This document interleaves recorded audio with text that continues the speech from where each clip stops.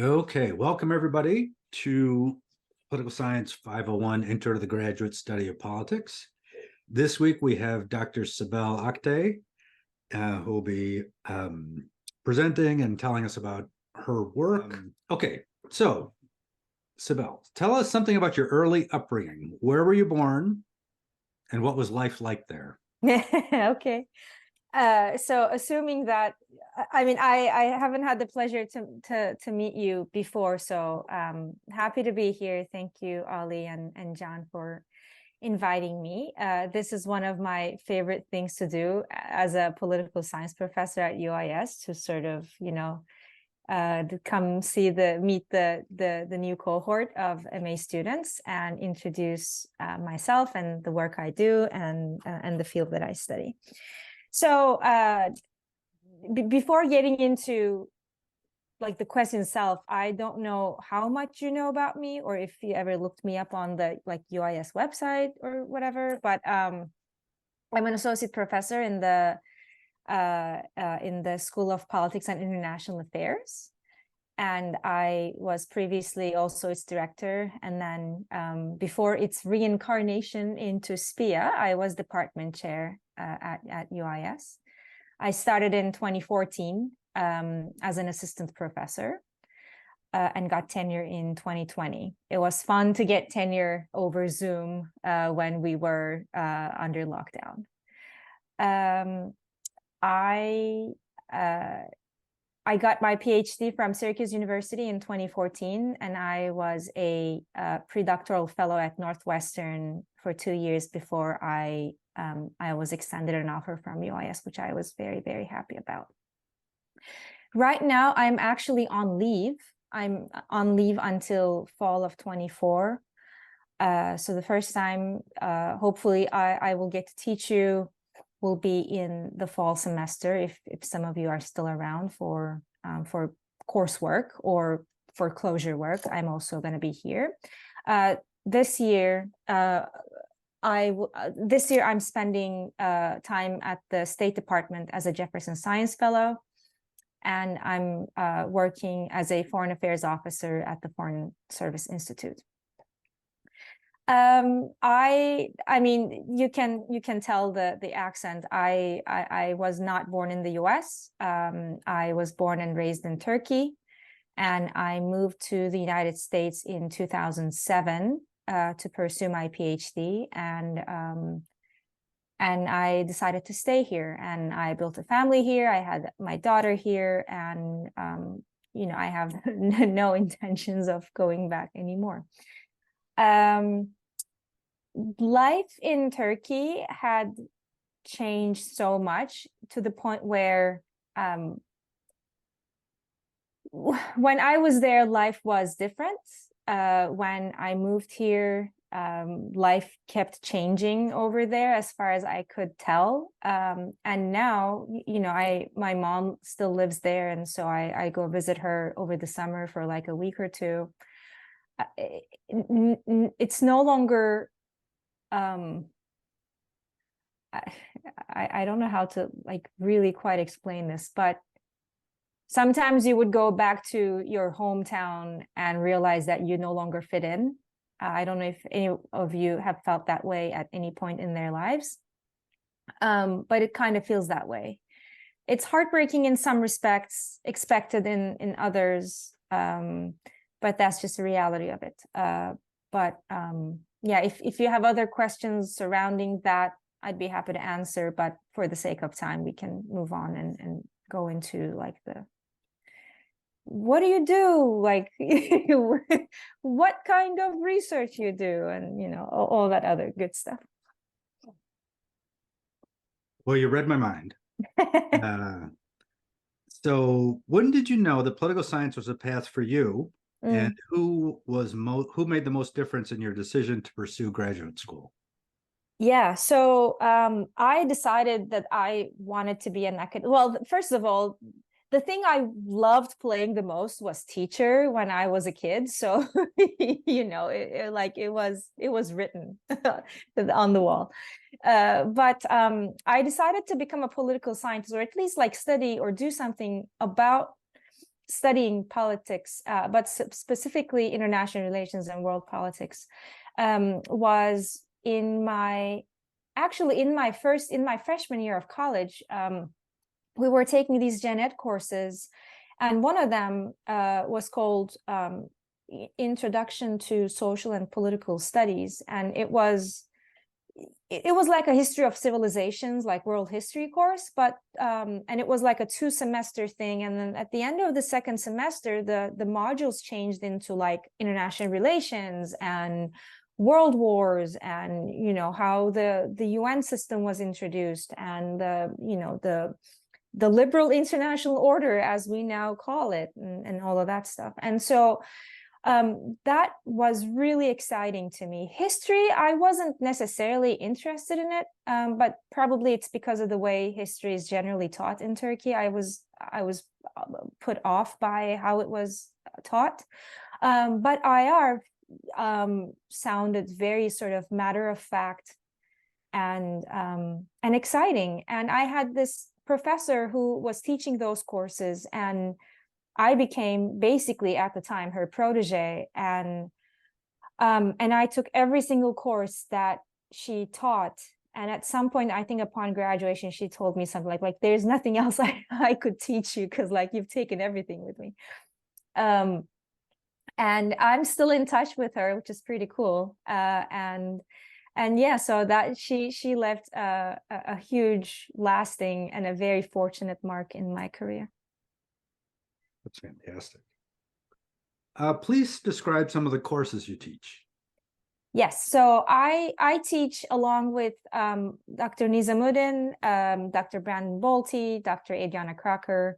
I teach courses in international relations and comparative politics. So specifically, I teach courses on like undergraduate courses on introduction to international relations, and then upper level courses on foreign policy analysis, which is what I'm going to be talking to you about today, international security, European politics, international relations of the Middle East, some research methods, and I also am part of the closing seminar rotation for the undergrads. So most of my work, as I'm sure we'll get into in a minute, deals with this interaction between domestic politics and international relations, with sort of regional focus on Europe and the Middle East. So I generally teach a combination of those topics in course form. Wonderful. So really not much going on in your area. No, nothing. It's just like pretty settled. And... Oh yeah, very calm. No news day. Yeah.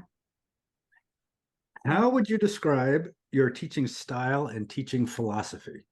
One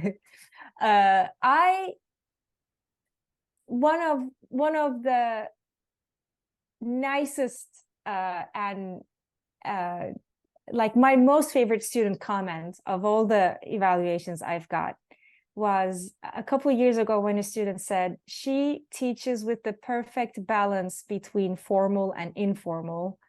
And I really thought, you get me. So there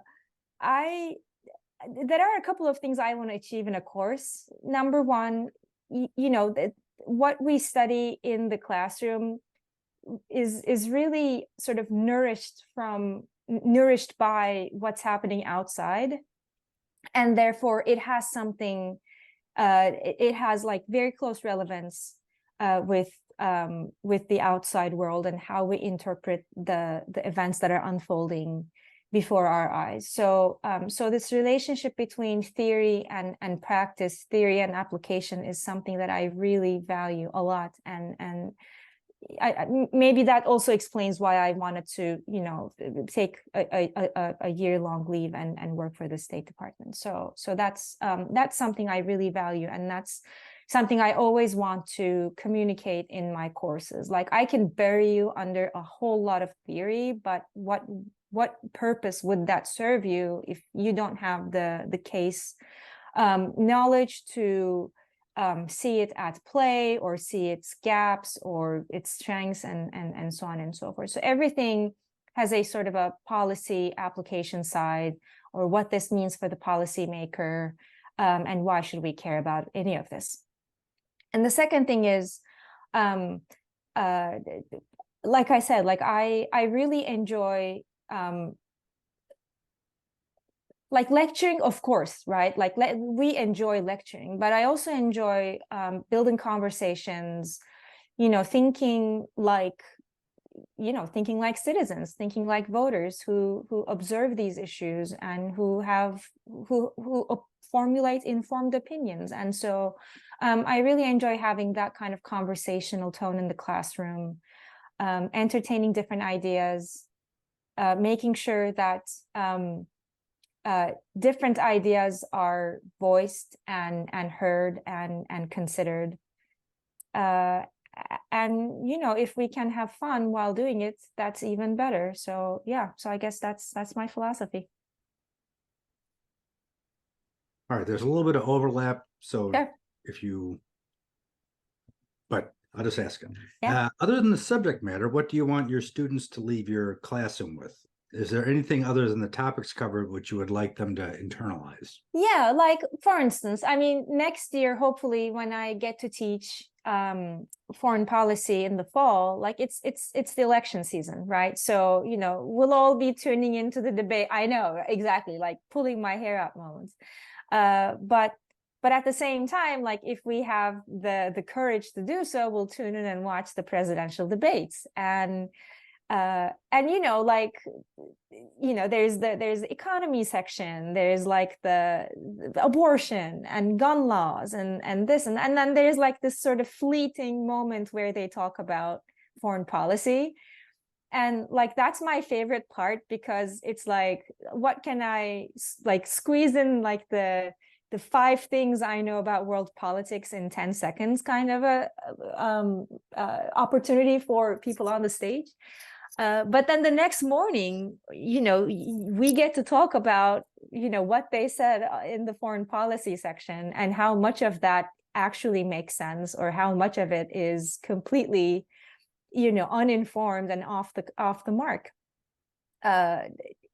If you leave my classes with the understanding that, oh, like I actually learned something that helps me read the news in a new light, under better light, and I can actually formulate opinions, and argue and analyze what's happening around the world, that's exactly what I want you to leave with, and I would take that as a win.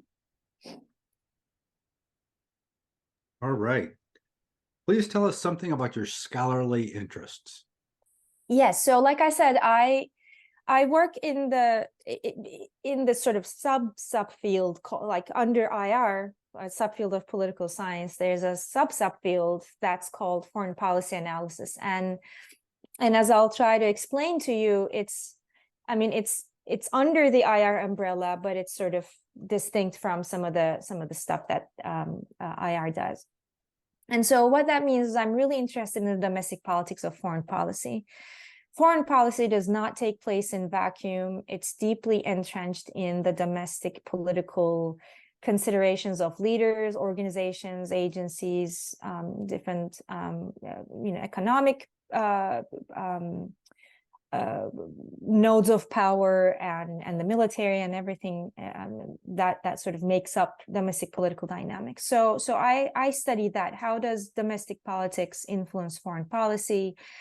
How we individuals, or in the aggregate voters, public opinion influences foreign policy and vice versa, and how political leaders influence policy making and political outcomes.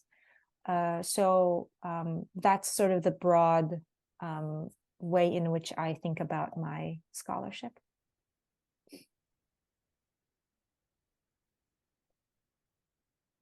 Why do you think it's important to study what you study? That's a good question, a great question, actually. So, I mean, like I said, when when you read the news, you hear things like, Washington did this, and Tel Aviv, or in more recently, like Jerusalem did that, and London responded to whatever Tehran did in so and so way. So it sounds like, these are like, London is this sort of homogenous, unified entity, and Washington is the same way, and Tehran is the same way, and all these sort of world capitals. But then, you scratch the surface just a tiny bit, and sometimes you don't even have to scratch the surface. It's sort of right there, in front of you, where there's so much happening in Washington, in London, in Tehran, or in Tel Aviv, that really shows you that whatever that ultimate policy position of a country might be, like, there is a huge backstory to that policy position. And what I'm interested in is, how is a country's foreign policy, or the fate of its foreign policy, is fundamentally driven by or tied to the domestic political considerations of the leaders, of the bureaucracies, of interest groups, of media, or the military industrial complex, right? So before we sort of assume or sort of jump to this like newswire that says, Washington did this or does this, we need to figure out, how does the politics of it take place? And I think especially at this current moment, I mean, let's think about the United States, right? The US has never been as polarized domestically as before.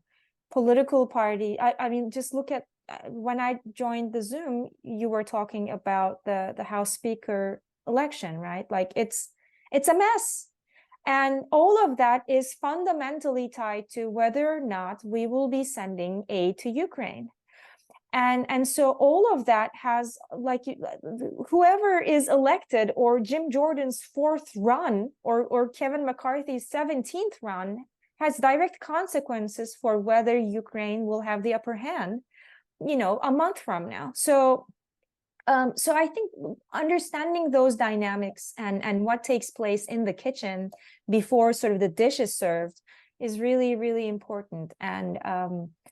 And I'm very happy to say that I'm not the only one who thinks that way. And I feel like a lot of IR scholars are finally coming around to this realization that there is more to foreign policy than just saying, states try to maximize their power at the world stage, or, states are rational actors and things like that. It's not as easy as that. And that's what I try to study. Excellent.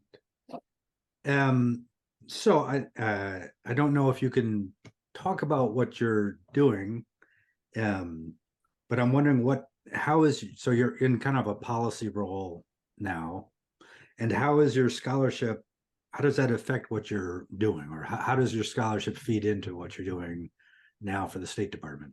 Yeah, so I'm part of the training community. So I don't think I should I don't think there's a lot of reason for me to hold back on what I'm saying. But the organization that I'm a part of is the political training section of the Foreign Service Institute, and the people who are giving the trainings are foreign service officers. So these folks who are serving in foreign missions, U.S. missions abroad, they come back for 2 years before they go on their next tour. And during that time, they become course coordinators, and they teach all sorts of courses for other foreign service officers or other interagency people. What I do is kind of I build a couple of modules for them, but I also do some sort of consulting for them. And it's only been 3 weeks, so I feel like I'm still sort of, trying to understand where I fit and how I can contribute to their mission. But what I found fascinating is how big that machine is. I mean, so, I talk about, I just told you that, Washington, like it's a huge, like it glosses over all of that variation inside Washington, like politically. But there's also a huge bureaucratic machinery that's feeding that, right? So the bureaucracy is providing information, processing that information, providing policy advice, creating strategies, and just to sort of taking a peek under the hood and realizing that, and this is just the State Department, right? Like there's commerce, there's defense, there's the executive branch. Like it's insane to see how what we see finally on the news is like the capillaries of the policy making process is just like jaw-dropping, and to be in that and to be a part of that, and just like I said, even from the sidelines, because I'm not even at the main state building, I'm at the Arlington campus, like the actual FSI campus, which looks like a college campus. It's so fascinating to watch. So what I realize now, as far as my research is concerned, is how much deeper we need to dig. Like not even like I think the study of the foreign policy bureaucracy is still severely lacking, and probably it's because of these initial sort of costs of getting into these networks, right? Because like you can interview elites all you want, but getting an interview time with an elite is like extremely difficult. And so I don't think the foreign policy scholarship is aware of the scale of the bureaucratic process and how it informs policy, and that's something I would love to study. It's just that it would be a humongous undertaking, but I'm still sort of mulling over these early thoughts. All right. I'm not sure how much time you have for your research, but what specific topics are you, writing about or getting ready to write about these days? Yeah, so I have trigger alert. So I have a paper. I have two papers in the works that are sort of in various stages of the journal review process, but one of them, it got a second round of R&R, and I mean I haven't gotten to finishing it. Like I'm halfway through it's a revise and resubmit decision essentially. So you send the paper out for a journal, and after 3 months they send you a set of responses. I spent like 4 months revising that paper. Like my response letter was 40 pages, like like ridiculous, I know. And I thought it was a done deal. No, they sent another set of reviews, and this is being recorded, so I'm not going to say anything that's going to come back and haunt me. But yeah, so I'm working on that, and the topic for that is why were some leaders faster at responding to COVID than others? And this was funded by what they call a leadership lived experience grant or award, or I don't know what they call it. But it's basically I was able to hire an RA, a research assistant, to collect data for me.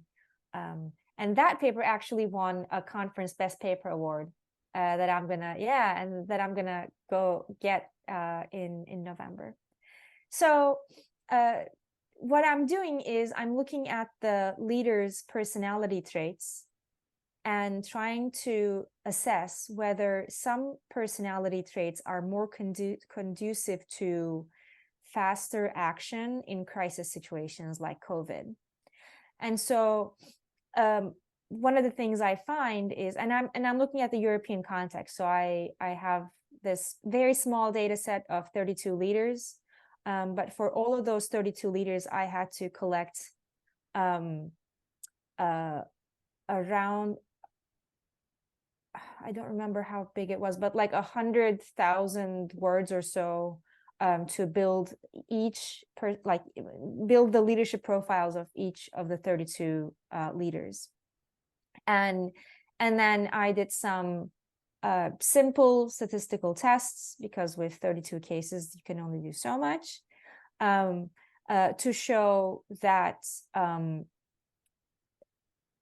for instance, the leader's belief in the ability that they can control or influence events slows down their COVID response. And by COVID response, I mean the time to mitigation response relative to the first COVID infection.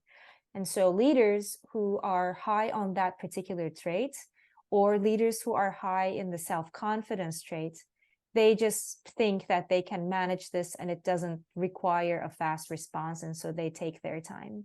And this corroborates other projects or similar research that came out that looks at, for instance, Boris Johnson's COVID response. These are like more qualitative comparative studies, and there it shows that they also similarly find that, Boris Johnson's sort of cocky, I can do it all, this is like I can take care of this kind of attitude, led to a gap of like 47 days between the first infection and the first lockdown response, not lockdown, first sort of mitigation, required mitigation response. So that's one paper. The other that I'm working on, it just got desk rejected, actually, but we will prevail. It's on alliance attitudes in the US. So what we did was an elite survey experiment. We sent these surveys to congressional staffers and foreign affairs agencies in Washington, and also think tank leaders working in sort of IR focused think tanks.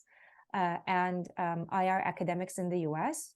And the survey had this sort of experimental manipulation over how they would think about different types of foreign actors fighting US adversaries, and whether we would be more, or whether our respondents would be more inclined to favor some types of actors over others. For instance, non-state actors versus treaty allies. And then we also wanted to test whether interest alignment between the US and treaty ally, and interest misalignment between the treaty ally and the United States matters for US foreign policy professionals when deciding whether they should still support the treaty ally. I will come back to, if I have time, I can show you some of those results that we had. But yeah, so those are the two projects that I'm working on. Not necessarily these days, but in my free time, I'd like to go back to that.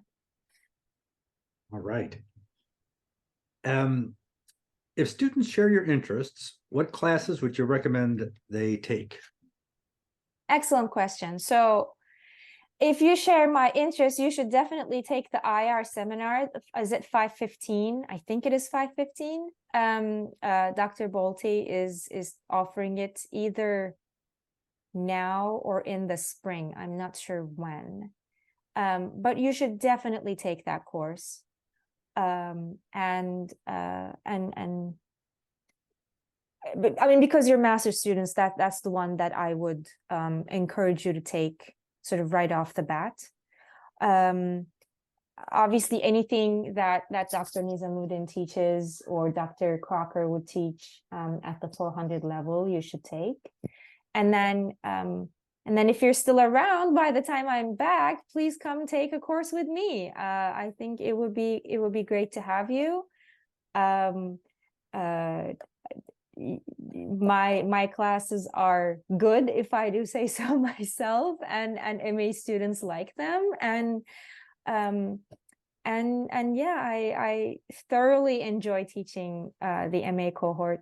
I think you guys are awesome at what I do.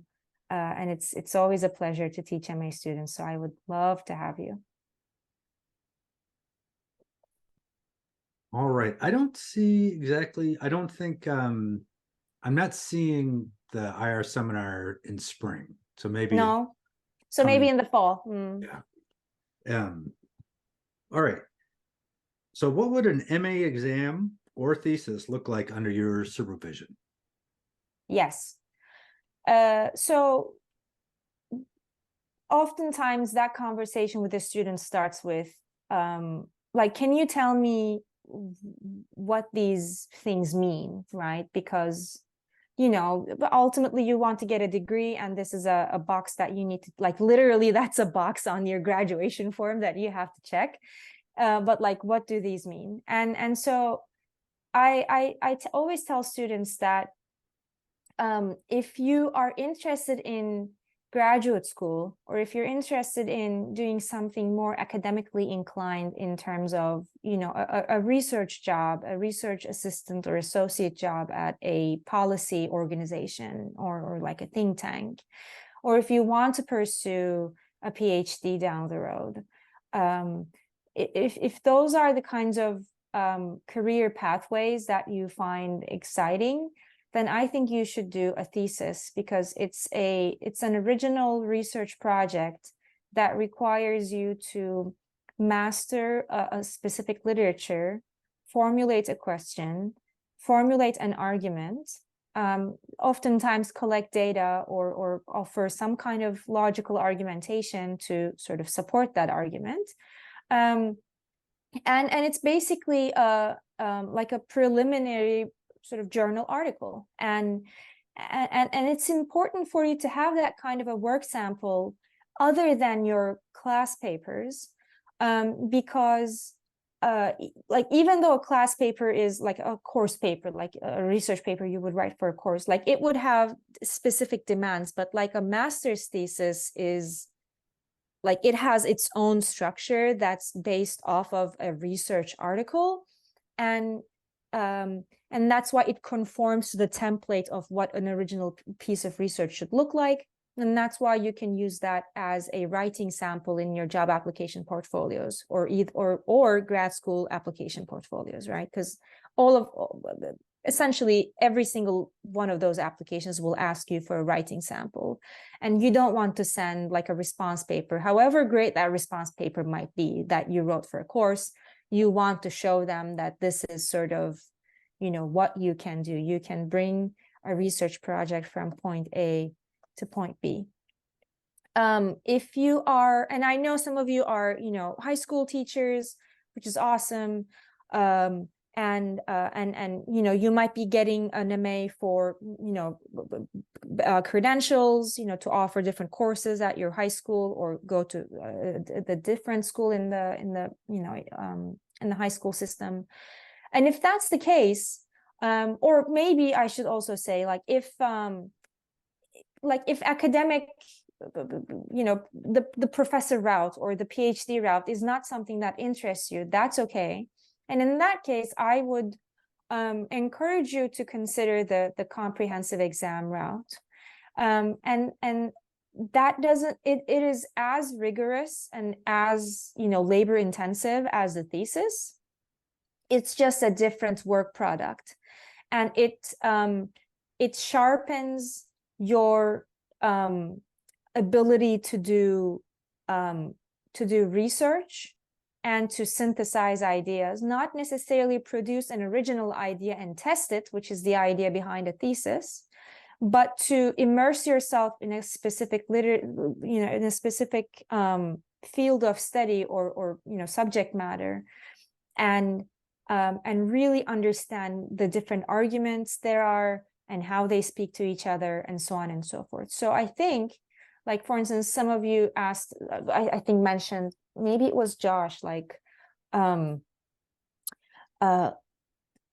teaching these courses, but I also want to teach these other courses, right?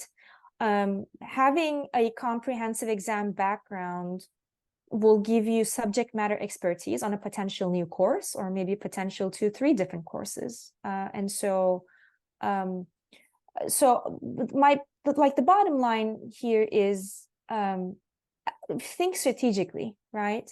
Don't just like it's not, you know, one route is easier than the other.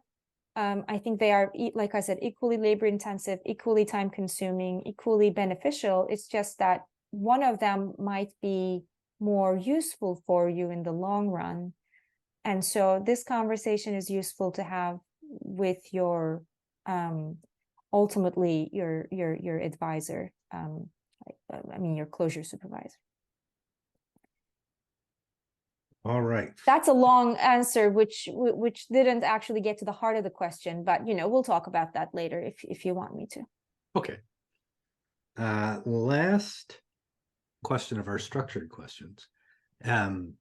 Recalling your experiences as a graduate student, what advice would you give to our MA students? Yeah, stay engaged and throw your hat in the ring. I think the keep an eye on the emails that come out from Dr. Wade or from our GAs about opportunities. And I know I'm like, I don't want to sort of you know, talk as if I'm sort of this, you know, like you are in various different parts of the country. You have, you know, some of you are high school teachers. Virtually, I understand that every one of you have, you know, day jobs. Like one of you is a reporter in a local TV station. Like these are full-time jobs, and what you're doing is like on top of your day jobs that you are getting this sort of intensive education. I think it's commendable. But if you have ability to or willingness to let's say go present a paper at a conference. I've had students who did that, right? We all had. If you are interested in like a graduate internship opportunity, these are, it doesn't necessarily mean that you will get it at your first try, but you'll never know if you don't try, right? So if you're interested in those kinds of opportunities, this is a good point to take them, or to talk to your advisors or your, you know, the professors that you feel that you can have these conversations with. So that's something I would encourage you to do. And also, if you're interested in a sort of, you know, there's 10 of us in the department. Each one of us is giving this kind of a presentation. If you're interested in that line of work or those kinds of you know, research areas, shoot them an email, ask for more readings, you know, read up, explore, right? This is again, while I'm 100% aware that this is not your day job, this is not the only thing you do. If you want to get the most out of this experience, I think some of that will have to come from individual, like self-driven initiatives. And so the other thing I would recommend is you to read and do research and just explore those interests.